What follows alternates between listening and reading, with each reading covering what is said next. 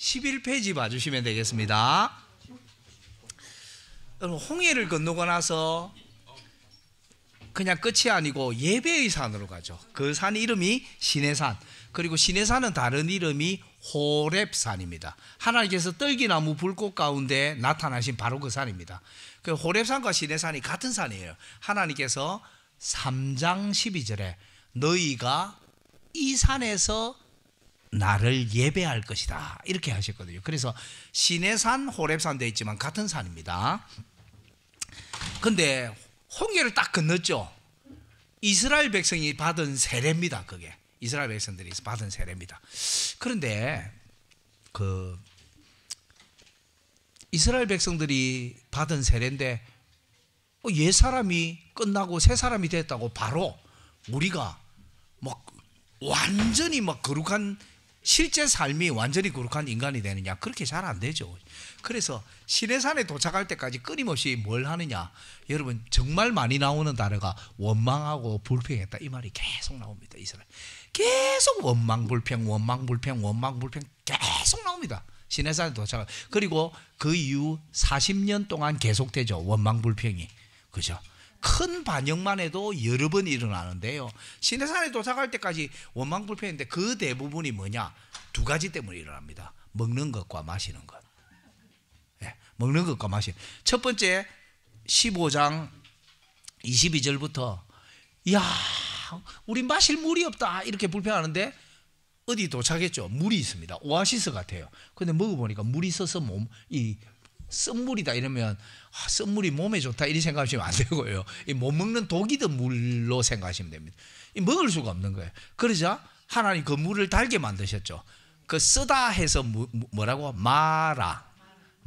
여러분 룻기에 나오미가 나의 기쁨이거든요. 나오미라 이름의 뜻이 기쁨이에요. 그러니까 김기쁨 이런 거예요. 근데 나오미가 비참하게 되어서 자기 며느리하고 같이 그죠, 과부 둘이 돌아오죠. 그러자 사람들이 그 룻기를요 꼭 그 뮤지컬 하듯이 보시면 엄청 재밌어요.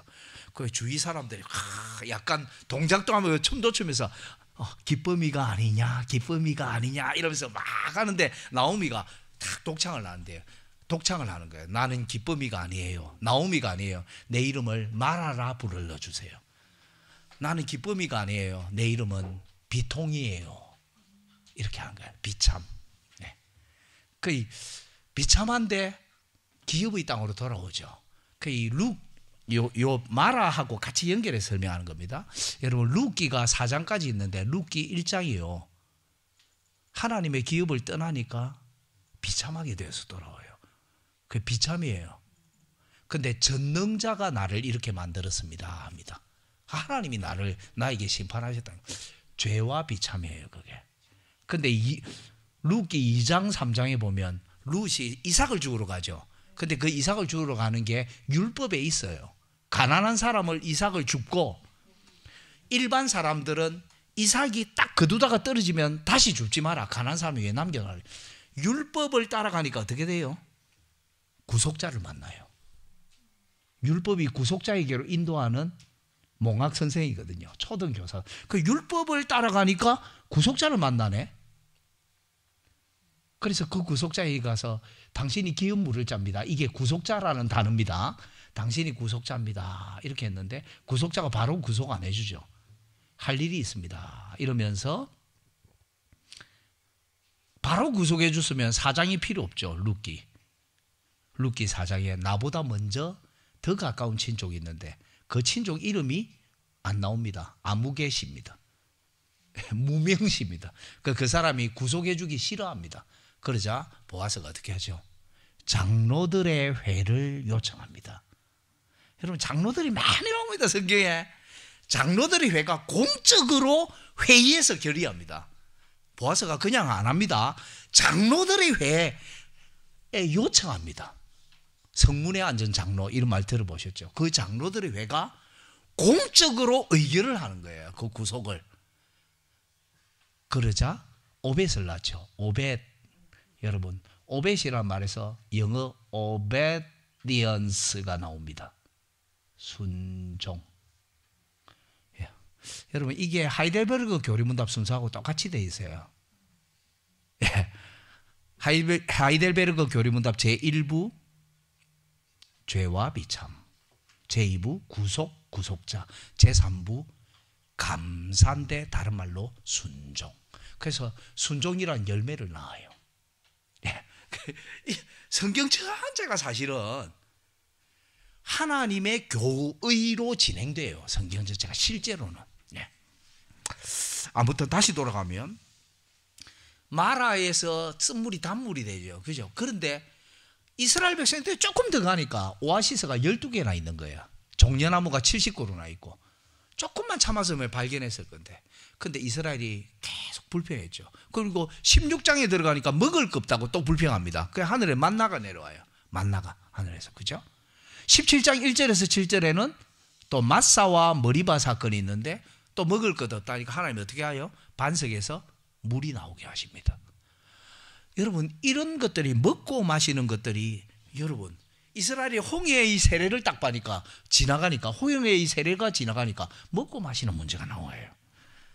여러분 잘 보시면 11페이지 밑에서 두 번째 달랑, 세 번째 달랑 예수님은 만나와 마시는 물을 생명의 떡과 음료인 자기의 몸과 피로 연결합니다. 그 16세기 개혁자 칼빈이요 기독교 강요를 썼는데 이 기독교 강요 사권이 교회론인데 이 사권 전체에서 제일 긴 장이 17장이에요. 그 17장이 성찬에 대한 거예요. 근데 이 오병이어로 5,000명을 먹이신 사건을 칼빈이 여러 번 언급합니다. 성찬을 설명하기에. 여러분 오병이어로 보리떡 5개와 물고기 2마리로 5,000명을 먹인 사건이 마태, 마가, 누가, 요한복음에 다 있어요. 사복음서에 다 있는 기적이에요. 그런데 해석은 요한복음밖에 없습니다. 마태, 마가, 누가복음은 이런 일이 있었다까지만 하고 끝나버립니다. 그런데 요한복음은 예수님이 직접 그 사건을 해석해 주세요. 그 예수님이 보리떡 5개와 물고기 2마리로 5,000명을 먹였는데 사람들이 억지로 왕을 삼으려 하는 거예요. 그 예수님이 저 갈릴리 바다 건너편으로, 갈릴리 호수지만 성경은 바다라고 부릅니다. 갈릴리 바다 건너편으로 갑니다. 그런데 사람들이 막 따라옵니다. 예수님을.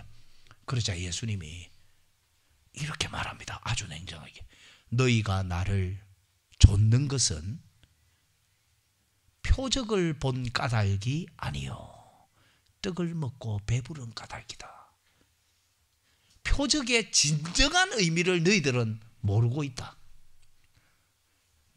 예수님이 진짜 오병이어로 5,000명을 먹이신 사건의 진짜 의미가 뭔지를 그들은 못 봤던 거예요. 그러면서 이 말씀을 하십니다. 6장 26절 27절에 요한복음에 썩는 양식을 위하여 일하지 말고 영생하도록 위하여 있는 양식을 위하여 일하라. 여러분 썩는 양식이 뭔지 아십니까? 그러니까 우리가 직장에서 일해서 그 버는 돈으로 먹는 음식 아닙니다. 썩는 양식은 예수님이 행하신 기적입니다. 그들이 500이어로 5,000병 먹였죠. 다시 배고프잖아요. 그 목사님하고 저하고 둘이서 대화할 때 그 표적의 의미가 2개 있다면서 목사님이 이 손가락이 있고 그 손가락이 가리키는 게 있고 그러니까 이 손가락만 본 거예요. 예수님이 행하신 표적이 귀하죠. 근데 이 500이어로 5,000명이 먹었죠. 근데 그 사람들은 금방 배고픕니다.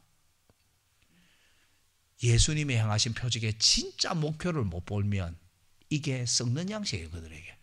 그래서 우리 고려신학대학원 교수님으로 계셨던 그 네덜란드 사람이었는데 호체스라는 사람이 계셨거든요. 그분이 경건의 시간에 설교를 했는데 여러분 썩는 양식은 예수님이 행하신 기적이었습니다.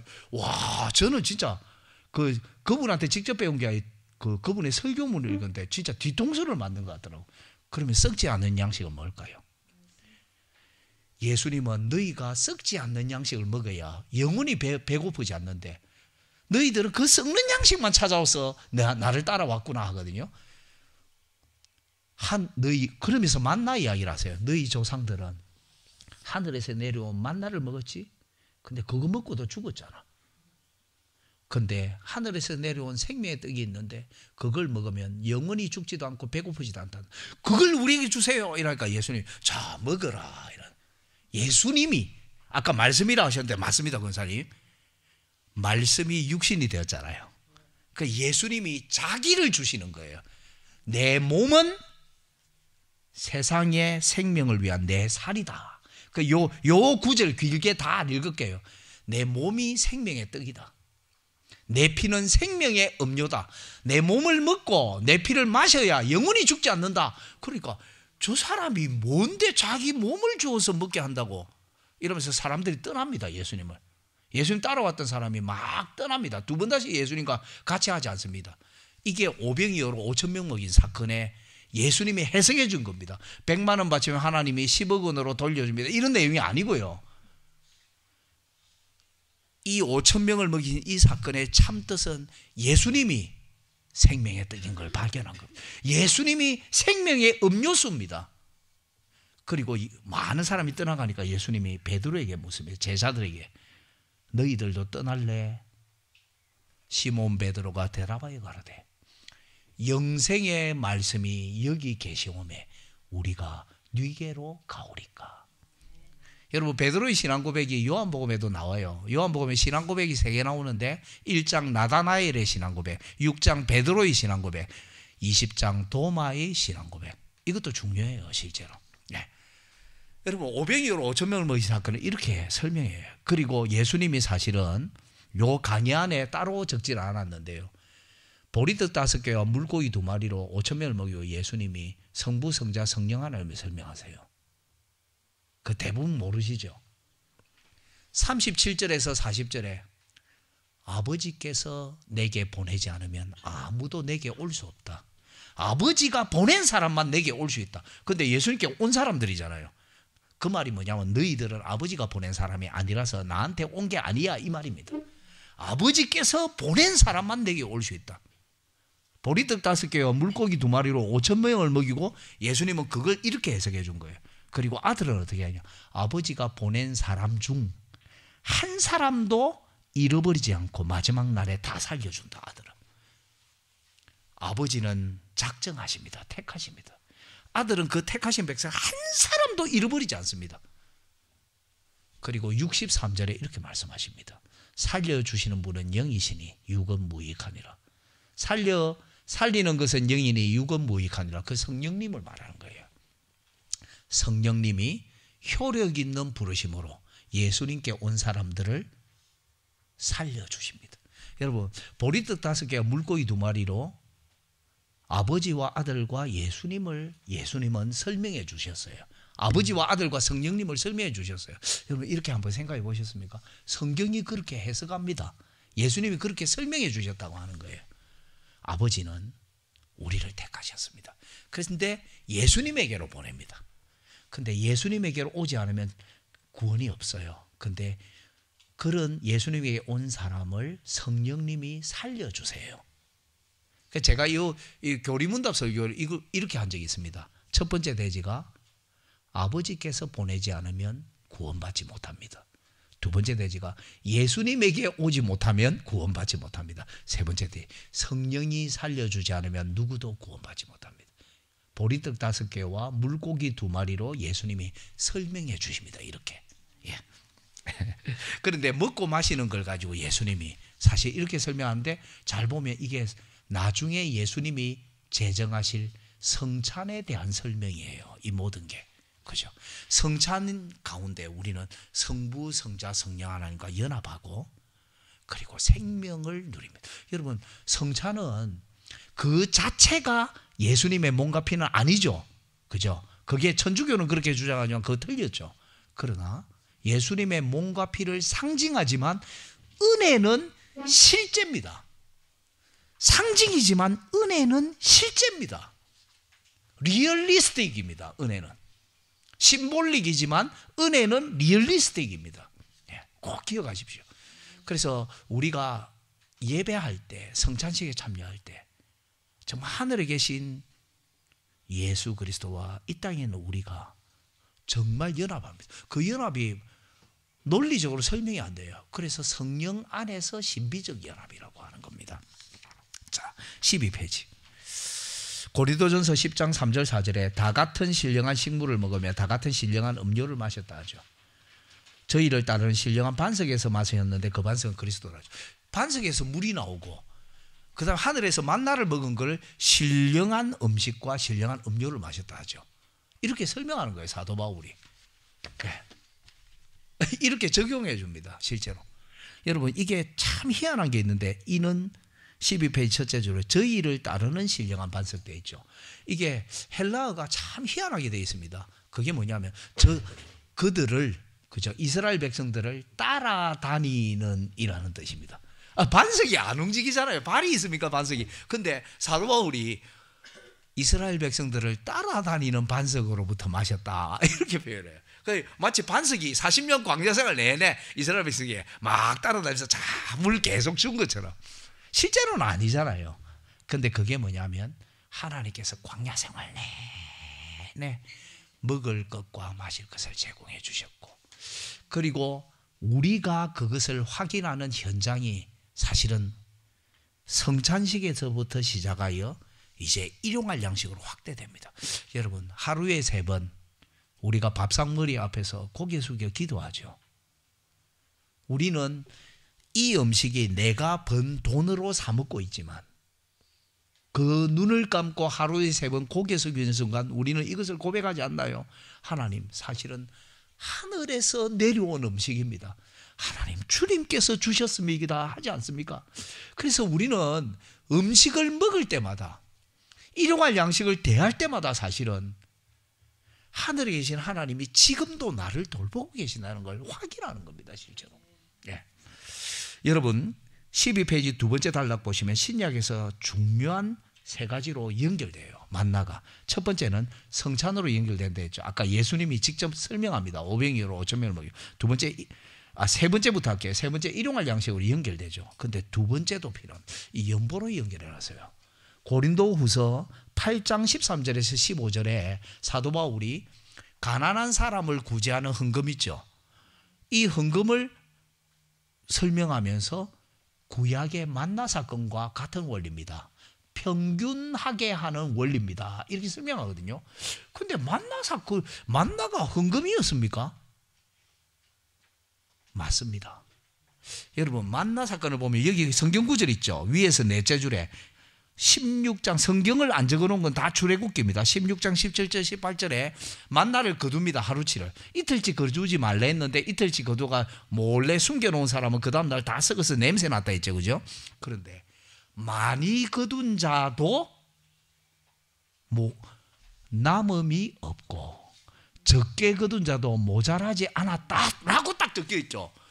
근데 그게 이상하네요. 많이 거둔 자도 모자라지 않았다. 제가 어제 저녁을 먹으면서 잠시 이 생각했거든요.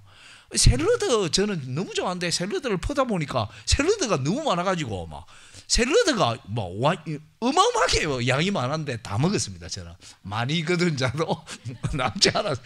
근데 감자가 남았습니다. 감자는 다 못 먹겠더라고. 근데 많이 거둔 자도 남지 않았다 이러니까, 많이 거뒀는데 안 남았단 말은 뷔페처럼 남으면 벌금입니다, 이래가 다 먹었다는 말일까요? 적게 거둔 자도 모자라지 않았다는 말, 그 말이 아닙니다. 히브리 문법으로 이게 히필형이라는 문법인데, 히필형이 뭐냐면 영어의 사역 동사 make하고 똑같은 겁니다. 하게 만들었다는 뜻입니다. 많이 거둔 사람도 남지 않게 만들어 주었고 적게 거둔 자도 모자라지 않게 해줬다는 말입니다. 모세의 지도하에 아마 저는 이것도 장로들이 그리고 재판관들이 했을 건데, 나중에 신약시대 가면, 구약시대는 이것이 제도로 이루어지는데 신약시대는 집사들이 그 일을 합니다, 나중에. 여러분, 장로는 구약시대부터 있었는데요, 집사는 신약시대에 생긴 핵혁명적인 직분입니다. 집사는 구약시대에 없어요. 왜냐하면 이유가 있어요. 구약시대에는 교회가 민족이고 국가였거든요. 구약시대에는 이스라엘. 그래서 하나님께서는 집사 대신 이스라엘의 11조 제도라든지 11조가 세 가지가 있어요. 11조 제도라든지 안식년 제도라든지 이런 여러 가지 율법을 통해서 평균케 하는 원리가 자꾸 시행되도록 했어요. 여러분 직분하면 세 가지를 꼭 기억해야 됩니다. 직분이 있죠. 장로, 집사, 목사. 직분자가 있죠. 그죠? 직분자가 있죠. 그리고 이 사람들이 해야 될 봉사, 직무가 있습니다. 직분, 직분자, 직무가 있죠. 구약 시대에는 직분도 집사 직분도 없고 직분자도 없었어요. 그런데 뭐가 있었냐면 직무가 있었어요. 어떻게? 이스라엘이 국가이자 민족이자 교회였죠. 그러니까 이스라엘 전체의 율법으로 3년마다 한 번씩 곡식을 11조를 성에다가 11조를 저축해 놓아서 10분의 1을 저축해 놓아서 가난한 사람을 위해 써라. 안식년 때는 그냥 빚을 탕감해 줘라. 이런 식으로 이스라엘 전체에 이 직무는 만들어 난 거예요.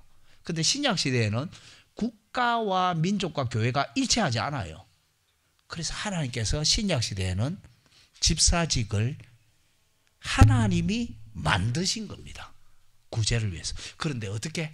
만나 사건이 그 기원을 보여주는데 많이 거둔 사람도 남지 않게 만들어준 겁니다.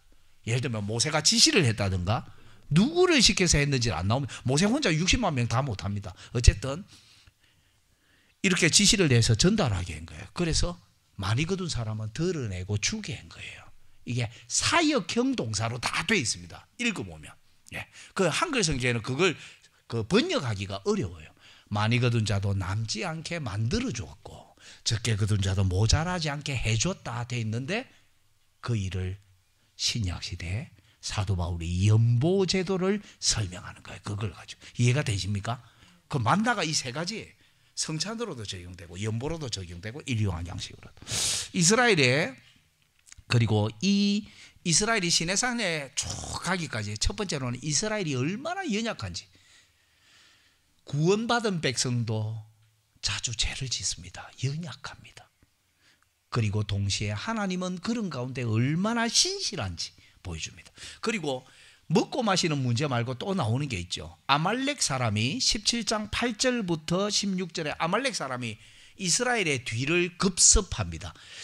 출애굽기 17장 8절에서 16절을 보면 아말렉이 뒤를 쳤다는 말은 없습니다. 그런데 나중에 보면 신명기에 보면 신명기 25장에 이 아말렉이 뒤를 쳤다라는 내용이 있습니다.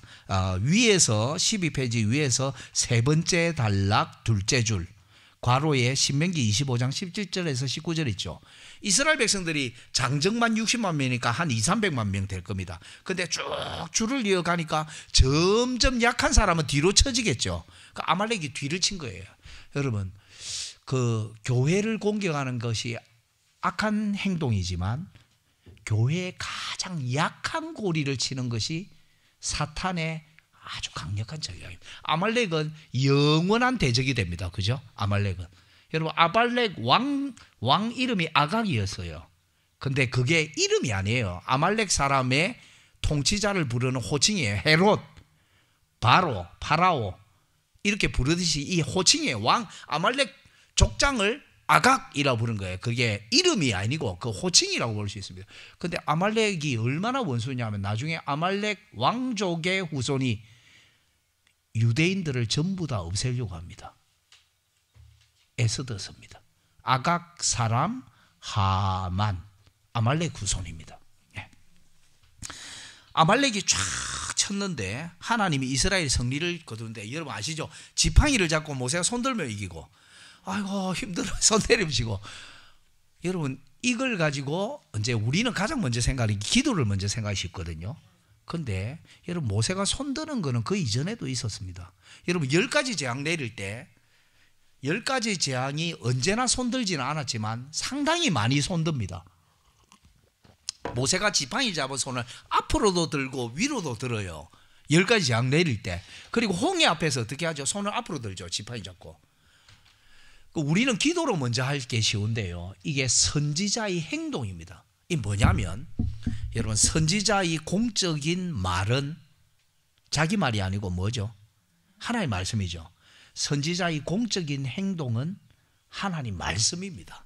그러니까 사실은 모세가 하나님께 올려드린다 생각이 쉬운데 하나님께서 모세라는 선지자를 통해 행동으로 계시를 해주고 있는 거예요. 여러분 그 행동 계시의 대표적인 선지자들의 행동 계시 엄청 많이 나옵니다. 성경에. 저는 예레미야 선지자 좋아하는데 예레미야가 어느 날 갑자기 예루살렘 성의 넓은 거리에 소가 매는 멍에 있죠.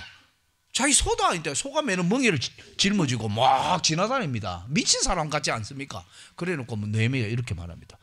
여러분이 이제 회복이 안 됩니다. 하나님의 벌을 달게 받으세요.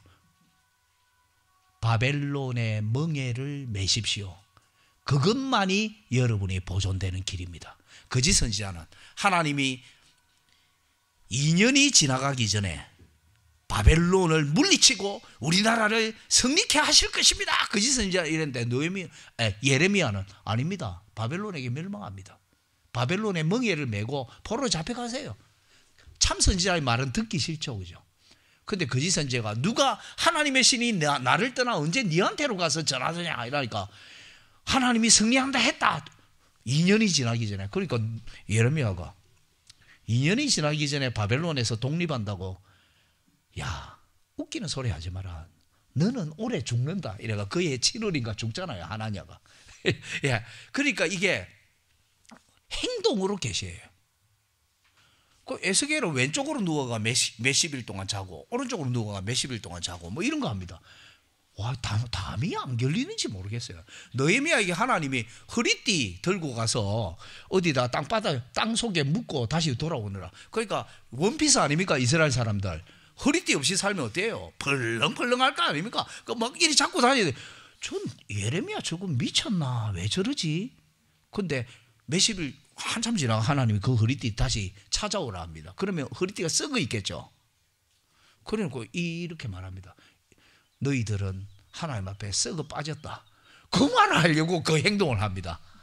행동 계시예요. 그러니까 모세가 하는 행동이 하나님의 말씀이에요.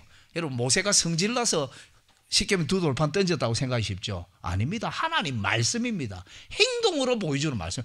주민센터에 가가지고 결혼했잖아 조금 전에. 주민센터에 가가 그 결혼 신고하고 서류 받아왔는데 그 사이에 바람 피고 있었잖아요. 금송아지 만들고. 그럼 어때요? 째야지. 근데 돌이니까 깨뜨려야지. 그 성경에 있습니다. 신명기 9장에 너희들이 급속히 여호와를 떠났기로 내가 언약의 돌판을 던져 깨뜨렸다. 모세가 성질나서 깨뜨린 게 아닙니다. 이런 게 전부 다 행동으로 보여주는 계시, 행동 계시. 그러니까 입으로 전하는 말씀, 눈으로 보여주는 말씀. 여러분 예배 시간에도 두 가지가 있어요. 귀로 들려주는 말씀이 있죠. 뭘까요? 설교. 근데 눈으로 보여주는 말씀도 있어요. 그게 세례와 성찬이에요. 세례와 성찬이 눈으로 보여주는 말씀이라. 그 일종의 그 말로 전하는 계시, 행동으로 전하는 계시, 이 두 가지가 지금은 성경이 완성됐지만 예배 중에 이 두 가지가 나타나도록 해놓은 거예요. 예. 다시 돌아가 보겠습니다. 웨스트민스터 신앙국에서 7장 5절 6절에도 이게 있습니다. 구약에는 아주 다양한 약속과 다양한 모형과 규례들이 있었는데 신약에는 이게 두 개로 줄어요. 하나는 복음 설교, 하나는 세례와 성찬 성례. 그 웨스트민스터 신앙고백서에도 7장 5절 6절에 이렇게 설명되어 있습니다.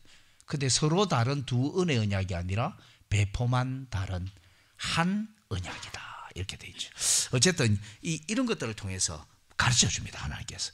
그러니까 손 들고 내리는 걸 통해서 하나님이 어떻게 하냐. 야, 너희들이 열심히 싸우는 것 같이 그러나 승패의 열쇠는 누구에게 있다? 하나님께 있다. 근데 모세가 들고 내리는데 손이 안 내려오도록 양쪽에 아론과 훌이 받치죠. 아론이 어느 지파? 레위 지파. 훌은 유다 지파입니다. 그 벤허 아시죠? 유다 벤허. 허시 집안의 아들 유다라는 뜻입니다. 그러니까 이름이 허유다예요. 유다 벤허가. 그게 후르. 예, 그렇게 생각하시면 돼요. 그 후르 집안이에요. 예, 그렇게 생각하시면 돼요. 예. 그런데요, 각주 13번 보시면 이 모습 그대로요, 나중에 뭘 만들어요. 이 전쟁, 첫 번째 전쟁이죠. 언약궤를 이렇게 만들어요. 그 언약궤 양쪽에 이 앞에 저 한번 보시면 언약궤가 직사각형 모양으로 생겼거든요. 위에서 보면 양쪽에 날개편 천사가 고개를 딱 숙이고 있습니다. 양쪽에. 언약궤는 하나님의 보좌인데 하나님은 영이시기 때문에 눈에 보이거나 이러지는 않죠. 그죠? 하나님의 보좌인데 양쪽에 날개편 두 천사가 이렇게 날개를 펴고 있어요. 그리고 하나님이 그 위에 좌정에 계시는 거예요. 그런데 이 모습이 모세가 손을 든데 양쪽이, 그래서 유다 지파죠. 왕적 지파, 제사장적 지파, 중간에 선지자. 이해되십니까? 그래서 하나님께서 나중에 언약궤를 성막 중에 제일 먼저 가르쳐 준 게 언약궤거든요. 25장 22절에 두 그룹 사이에서 모세야 내가 너에게 할 말을 알려주겠다. 네. 마치 하나님이 선지자이신 것처럼. 그리고 양쪽에 왕적인 천사와 제사장적 천사를 대동하고 있는 거죠. 여러분 잘 보세요. 그 아브라함에게 창세기 18장에 세 사람이 나타났죠. 한 분이 하나님이셨죠. 두 사람 천사였죠. 천사가 한 게 왕적인 심판을 하고 소돔과 고모라를, 또 제사장적으로 롯과 두 딸을 어떻게 하죠? 보호합니다. 잘 보면. 근데 하나님이 선지자처럼 선지자가 되는 모세와 하나님의 회의를 합니다. 그러니까 성경에는 이런 것들이 우리가 잘 몰라서 많이 나옵니다. 성경 생각보다 많이 나옵니다. 이게. 네. 그 3인조처럼 나옵니다. 복면 3인조 아니고요. 예. 하나님께서 이렇게 나타나시는 이런 것들이 연결되어 있어요. 어쨌든 이 모습 그대로 언약궤를 딱 만들거든요. 그리고 언약궤를 들고 이제 전쟁하러 많이 나가죠. 그죠? 이렇게 되어 있습니다. 성경. 그 다음에 위에서 네 번째 단락, 그리고 또 하나는 재판장들을 주셨는데요. 그 모세 장인이 모세 만나러 오죠. 그리고 모세와 함께 그 음식을 나눠 먹으면서 모세가 하루 종일 재판하는 거 보고 모세가 너무 피곤하죠. 그러지 말고 하위 재판장들을 두세요. 천부장, 백부장, 50부장, 10부장, 조장. 한글 개역 성경에는 패장이라고 번역되어 있습니다. 이런 재판장들을 두셔서 그 재판장들로 재판하게 하고, 이 사람들이 잘 못하는 건 모세가 직접 하세요 이랬는데요. 모세의 장인이 제안한 거죠. 출애굽기 18장. 그런데 40년 뒤에 신명기 1장에는 각주 14, 신명기 1장에는 이것이 하나님께서 주신 제도로 설명합니다. 그러니까 자연스럽게 이루어졌지만 사실은 하나님께서 이걸 통해서 재판장들을 주시는 거예요. 다시 위쪽에 한번 볼게요. 제가 읽어볼게요. 위에서 네 번째 단락, 이스라엘의 재판장들을 주신 일입니다. 중보자 모세는 피곤하여 억울한 일과 시시비비를 가리는 재판을 혼자 감당할 수 없었습니다. 그래서 재판장들을 세워야 했습니다. 영원한 중보자 그리스도는 모세보다 더 뛰어나죠. 그래서 그분은 피곤에 졸거나 주무시지 않습니다. 그분은 항상 억울한 일을 당한 자의 송사를 들으시고 그의 눈물을 닦아주십니다. 교회에는 재판장들이 있습니다. 여러분, 그 당회라는 말의 뜻은 법원이라는 뜻이에요. 교회 안에 법원이 있어요. 그리고 노회가 장로들의 회라는 뜻이거든요. 한편으로 재판장들의 모임이에요, 이게. 그래서 항상 장로들의 회, 노회를 통해서 개체교회들이 항상 확인을 받아요. 아주 중요합니다. 우리 성도들은 목사님이나 장로님께 많이 이렇게 지도를 받고 이러는데요. 야, 목사님은 좋겠다. 자기 마음대로. 아닙니다. 원래는 목사들은 노회의 보고서를 항상 냅니다. 노회 보고서를 내고 노회의 질의를 받습니다. 항상. 이게 목사입니다. 그래서 실제로 이런 재판장들을 세운 거는 나중에 신약시대에 가서 장로들의 회를 통해서 아주 중요한 것들을 재판합니다. 그런데 재판장들을 세웠지만 사실은 모세가 전체를 관장하죠. 그런데 모세보다 더 뛰어난 새로운 모세가 관장합니다. 누굴까요? 하늘에 계신 재판장 그리스도께서 이 땅 위에 있는 장로들의 회를 통해서 다스리고 계신 거예요. 네. 그 장로들의 회를 잘 모르는 분들은 그냥 모세가 재판장을 세웠구나 이렇게만 생각하시는데 그게 아닙니다. 실제로 이 땅 위에 교회도 항상 하늘의 재판장들이 하늘의 재판장이신 그리스도께서 이 땅 위에 세우신 직분자들 통해서 보살펴 주시고 계십니다. 모세는 피곤해서 그렇게 했지만 우리 주님은 피곤해하지 않으십니다. 예. 그리고 마침내 하늘의 재판장이 나중에 오시죠. 예. 저는 그거 우리 교회 대신방이라고 합니다. 나중에 대신방이 있습니다. 하늘의 재판장 그리고 장로들을 거느리시는 수장로가 하늘에 계십니다. 그분을 베드로전서 5장 1절에서 5절은 장로들을 목자라고 부르고요. 장로들을 다스리는 하늘에 계신 장로를 목자장이라고 부르는데 예수님입니다. 그분이 마침내 산자들과 죽은 자들을 심판하러 오실 것입니다. 예. 이상에서 살핀 대로 15장 22절에서 18장까지 시내산에 도착할 때까지는 성례와 직분이 얼마나 중요한지 보여줍니다. 교회는 연약하나 신실하신 하나님은 말씀과 성례와 직분을 통해 백성들을 언제나 돌보시는데요. 웨스트민스터 신앙고백서는 이렇게 되어 있습니다. 굵은 글씨 보시면 하늘에 계신 그리스도께서 이 땅 위에 이 세 가지를 딱 세워서 이 땅 위에 있는 교회를 계속 보살피고 계시는데 교역되어 있죠. 교역이 영어로 미니스트리입니다. 이 뭐냐면 직분자들의 직무를 가리키는 거예요. 직분이죠, 사실은. 직분과 말씀과 하나님의 규례. 하나님의 규례의 가장 대표적인 게 성례입니다.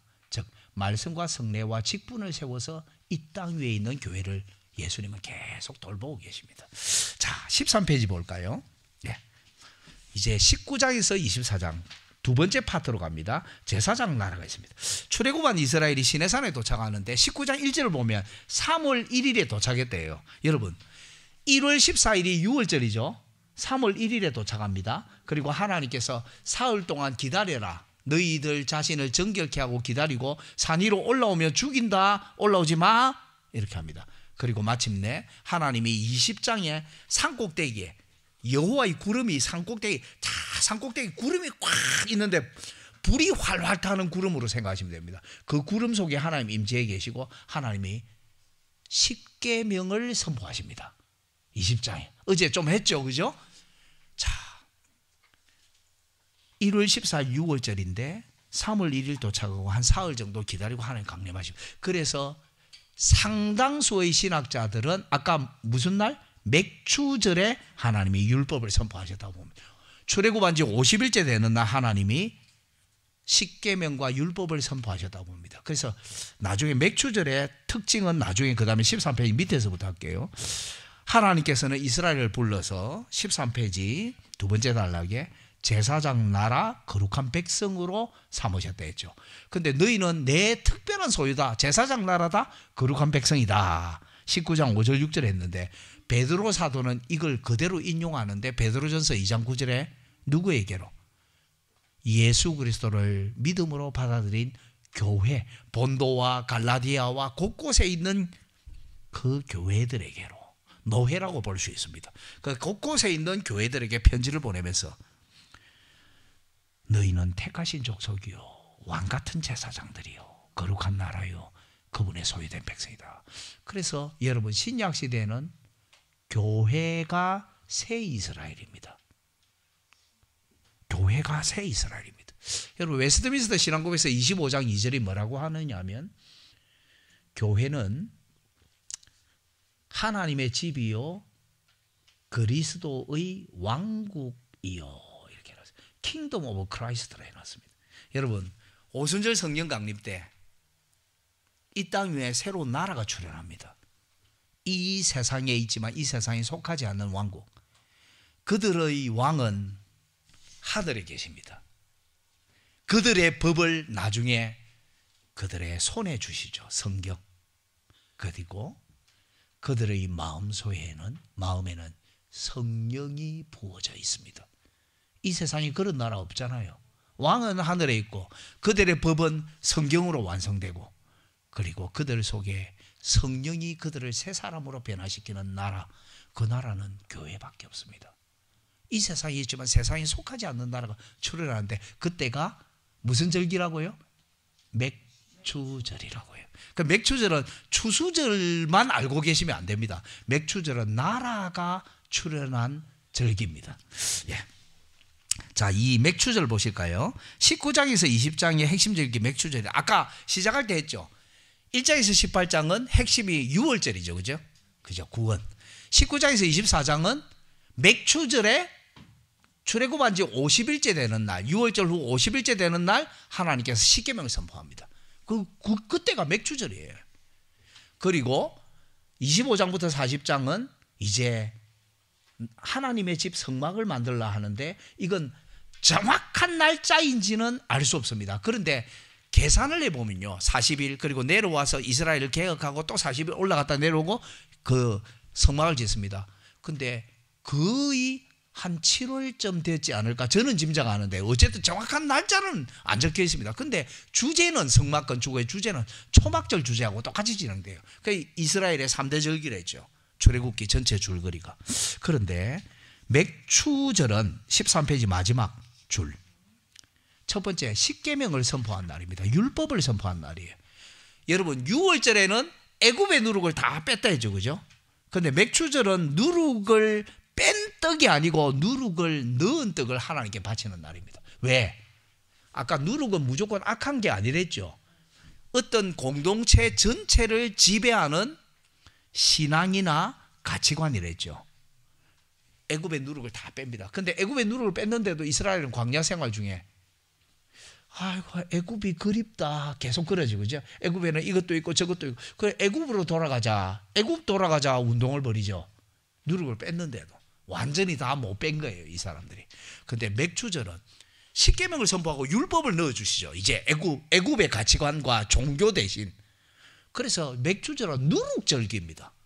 그래서 여러분 14페이지 두 번째 단락 보시면 고운, 마지막 17절에 고운 가루에 누룩을 넣어서 구운 떡 2개를 하나님께 바칩니다. 누룩을 넣어서 드립니다. 왜? 새 누룩으로 우리를 빵빵하게 만들어 주셨기 때문에, 새 누룩을 가득 태워서 그 반죽을 부풀려 주셨기 때문에.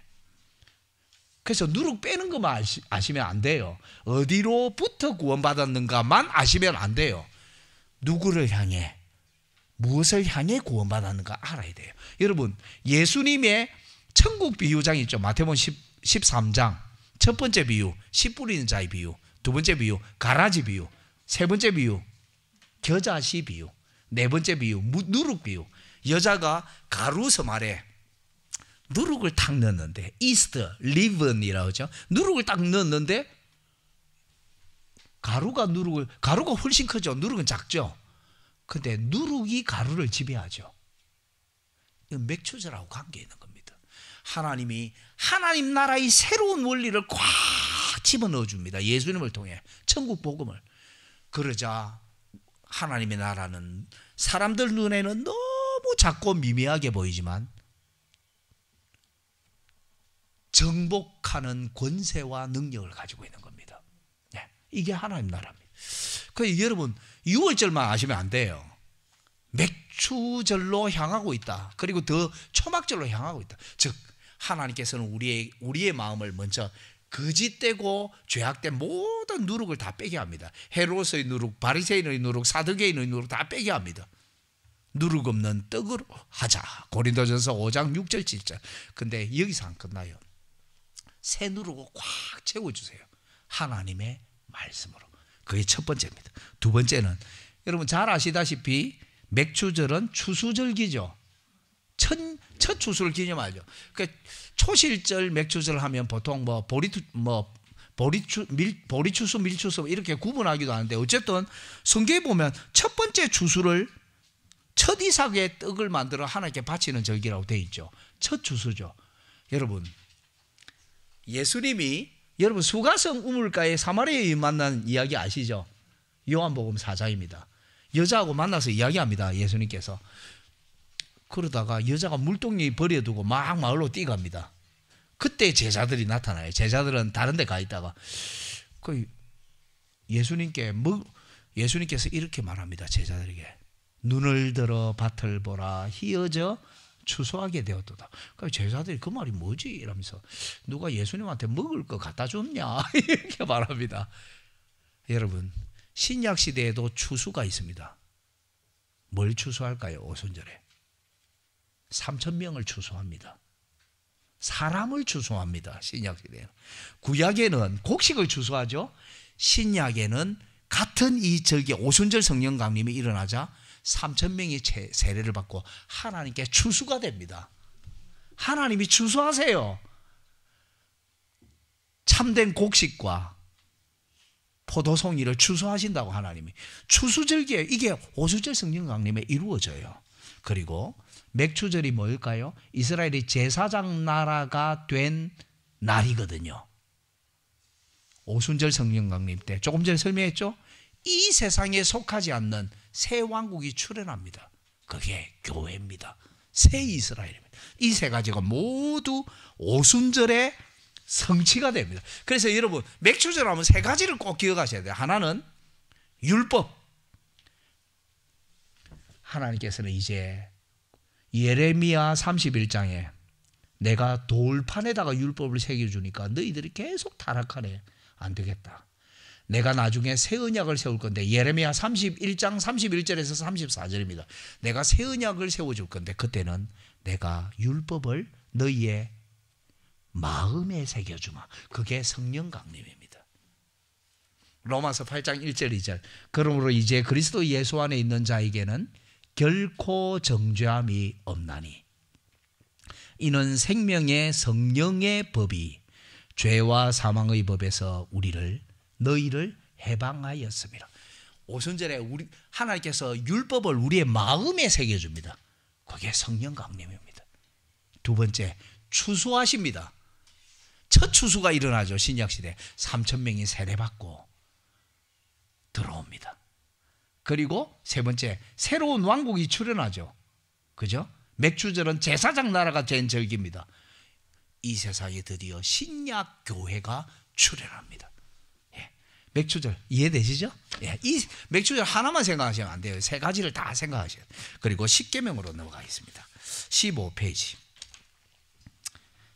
제가 어제 말씀드렸는데요. 십계명은 20장에서 23장인데 20장은 십계명, 21, 22, 23장은 십계명 해설이에요.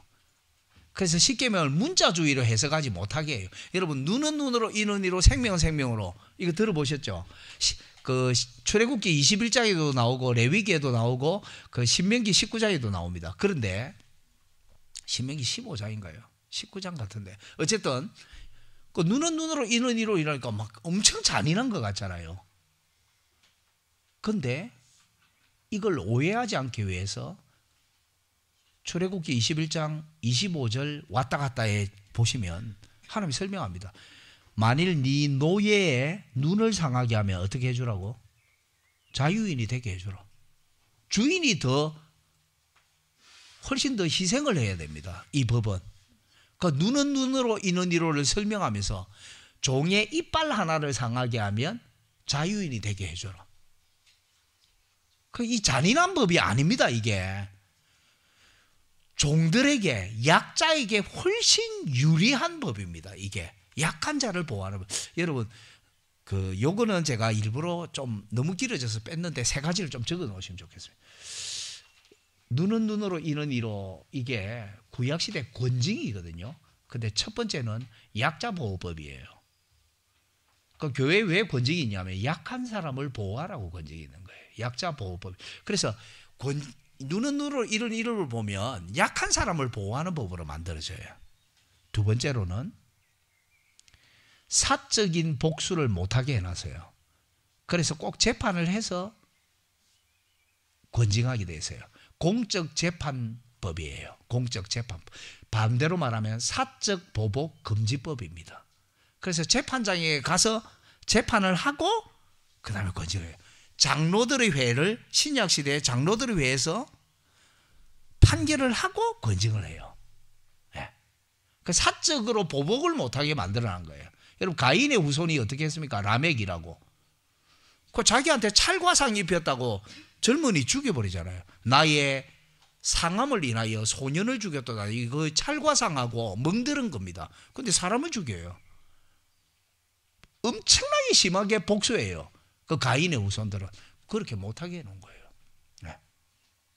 그 권징이 있을 때 오히려 앙심을 품고 함부로 개인적으로 복수하는 게 금지돼요.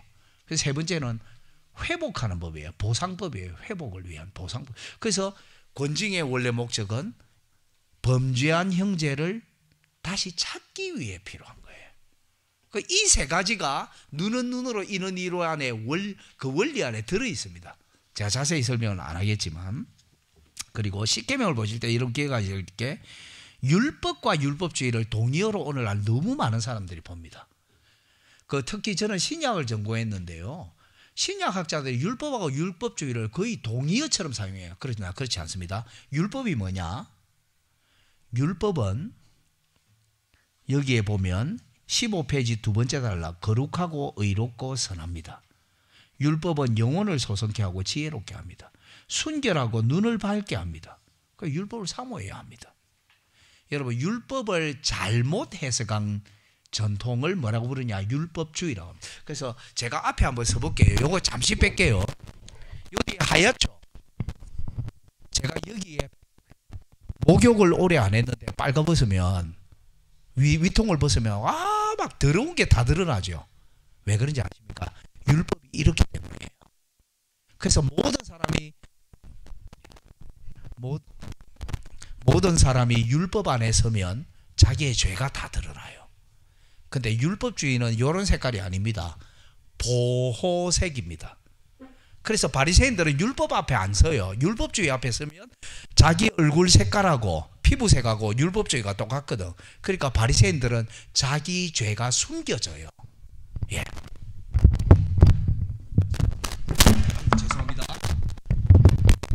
요것만 좀 설명하고 마칠게요. 율법과 율법주의는 달라요. 그래서 율법과 복음은 그림자와 실체의 관계예요. 그래서 모든 율법은 예수 그리스도라는 관역을 향해 날아가는 화살이에요. 그쪽으로 확 날아가고 있어요. 그리고 그 관역을 지나서 우리에게 와요. 그런데 율법주의와 복음의 관계는 거짓과 참의 관계예요. 율법주의와 율법은 같은 게 아닙니다. 예수님이 요한복음 5장 마지막에 이렇게 말씀하시죠. 너희가 모세의 말을 믿었다면 나를 믿었을 것이다. 그러나 모세의 말도 믿지 않으니 내 말을 믿겠느냐? 내 말을 믿지 않는 거 보니까 모세의 말도 믿지 않는구나. 여러분, 유대교는 구약만 믿고 기독교는 구약과 신약을 다 믿는 종교가 아닙니다. 유대교는 구약을 믿는다고 생각하는 종교입니다. 모든 구약 성경은 예수님을 증거하죠. 모든 구약 성경은 영생의 책입니다. 요한복음 5장 39절, 너희가 성경에서 영생을 얻는 줄 생각하고 성경을 상고하거니와, 개역 개정 성경은 연구하거니와 이 성경이 곧 내게 대하여 증거, 개역 개정은 증언하는 것이로다. 예수님이 이 말씀하실 때 신약 성경 한 권도 없었습니다. 우리에게는 신구약 성경 전부 다로 적용해야 되지만 구약 성경은 영생의 책이고 예수님을 증거하는 책입니다. 근데 유대인들은 구약 성경을 읽는데도 예수님을 발견하지 못했죠. 잘못 해석했으니까요. 네. 유대교는 절반적 기독교다 이렇게 생각하시면 안 됩니다. 신약학자들이 율법과 율법주의를 동의어처럼 엄청 많이 사용하거든요. 오늘날 아니라는 거 아시고요. 그런데 율법을 조금만 더 설명하면, 여러분, 율법이 너무 깨끗하니까, 죄송합니다. 율법이 너무 깨끗하니까 내가 율법 앞에 딱 서면 나의 죄가 다 드러나죠. 율법은 내 죄를 깨닫게 해줍니다. 정죄합니다. 로마서 3장 첫 번째입니다. 율법의 첫 번째. 그러므로 율법으로는 죄를 깨달음이니라. 로마서 3장 20절. 율법이 내 무서운 선생님이에요. 내 죄를 다 드러내요. 빨가벗겨 가지고. 율법 앞에 딱 서면. 율법은 나를 하나님 앞에 딱 세워요. 빨가벗겨 가지고. 이거 부끄러워. 내가 너 진짜 더러운 죄인이구나. 이걸 깨닫게 해줘요. 근데 이게 끝이 아니에요. 여기까지만 생각하니까 율법을 싫어해요, 사람들이. 그게 아니에요. 와, 너무 비참하고 두려워가 덜덜덜 떨고 있는 내 손을 율법이 딱 잡습니다. 따라가자 해서 율법이 촥 나를 데리고 갑니다. 산을 올라가네요. 언덕 위를. 율법이 계속 어디로 갑니까? 이러니까 그냥 잔말 말고 따라오세요 이러면서 내 손을 잡고 율법이 쫙 올라갑니다. 그리고 언덕에 딱 올라와서 다 왔다 합니다. 거기가 어딘지 아세요? 골고다입니다. 십자가 아래입니다. 로마서 3장 20절 제가 했죠. 율법으로는 죄를 깨닫게 한다고. 그것만 안 합니다. 율법은. 갈라디아 3장 24절에 율법이 우리를 그리스도에게로 인도합니다. 인도하는 몽학선생. 개역개정판 초등교사가 돼서 우리를 예수님에게 데리고, 그래서 여러분 율법이 없으면 예수님에게로 못 갑니다. 그 율법이 나를 예수님에게로 인도합니다. 그리고 내 손을 딱 놓고 내가 여기까지 인도하려고 당신이 얼마나 비참한 죄인인지 가르쳐 준 거예요. 근데 율법은 아낌없이 주는 나무하고 똑같아요. 거기서 안 끝나요. 그 언덕 위에서 율법의 두루마리가 다르르 펴집니다, 여러분. 그리고 율법이 나한테 이렇게 말합니다. 사뿐히 절여 밟고 가시옵소서, 이렇게 하는 거예요. 그게 뭐냐면 감사 또는 순종이라고 부릅니다. 여러분, 율법이 나를 빨가벗겨서 하나님 앞에 세우죠. 그죠? 죄와 비참. 율법이 나를 예수님에게로 데리고 가죠. 구속 또는 구속자. 거기서 안 끝납니다. 율법이 도르르 펴지고 내 위만 밟고 지나가세요. 감사, 순종. 여러분, 이 세 가지를 뭐라고 부르는지 아세요? 코람데오라고 부르는데 하나님 앞에서라는 뜻이에요. 여러분, 하나님 앞에서 하면 기독교인의 현실 참여 이렇게 많은 사람 생각하는데 그런 뜻이 아닙니다. 삼위일체를 코람데오를 이해하게 해놨습니다. 첫 번째, 하나님의 심판대 앞에 우리를 딱 세웁니다. 나는 비참한 죄인입니다, 아버지. 하나님 앞에 섭니다, 내가. 두 번째, 나 대신 하나님 앞에 발가벗고 나무 위에 올라가신 그분을 보여줍니다. 코람데오, 하나님 앞에 나 대신 서신 분이 있습니다. 예. 그리고 세 번째, 이제 하나님 앞에서 살아갈 수 있게 됩니다. 이 세 가지를 코람데오라고 부르는 거예요. 예, 루트가 사실은 첫 번째 코람데오밖에 몰랐던 거예요, 처음에는. 근데 어느 날 루트가 고행도 하고 이렇게 하다가 나 대신 하나님 앞에 서신 분이 있구나. 그분이 내 모든 죄를 다 짊어지셨구나. 예수님이 코람데오 하신 거예요, 하나님 앞에. 그리고 그 예수님 안에서 이제 우리도 코람데오 하면서 사는 거예요. 이 세 가지를 합쳐서 성부, 성자, 성령님 안에서 살아가는 것. 이 삼위일체 안에서 말하는 게 코람데오입니다. 그 기독교인이 정치활동 하느냐 안 하느냐 이런 내용이 아닙니다. 코람데오는. 예. 성부 하나님 앞에서 죄인, 성자 하나님이 나 대신 서셨다. 그리고 성령님의 사역으로 나는 이제 감사하며 산다. 여러분, 그러니까 십계명은 구원의 조건이 아니죠. 구원의 결과입니다. 선물입니다. 그래서 1계명 앞에 뭐가 있을까요? 너는 나 외에는 다른 신들을 내게 두지 말지니라. 이게 십계명 출발점이 아닙니다. 그 앞에 문장이 더 있습니다. 나는 너를 애굽 땅 종되었던 집에서 인도하여 낸 여호와다. 나는 너를 구원했다. 그 다음에 1계명이 있는 거예요. 바리새인은 이 순서를 바꾸죠. 내가 열심히 율법을 지키면 구원받는다고 생각해요. 아닙니다. 나는 너를 구원하신 하나님이다. 그러니 이렇게 살아라. 이게 십계명입니다. 잠시 기도하겠습니다. 하나님 아버지 감사합니다. 저희들 이제 출애굽기 두 번째 시간 4시간 하게 하시니 감사합니다.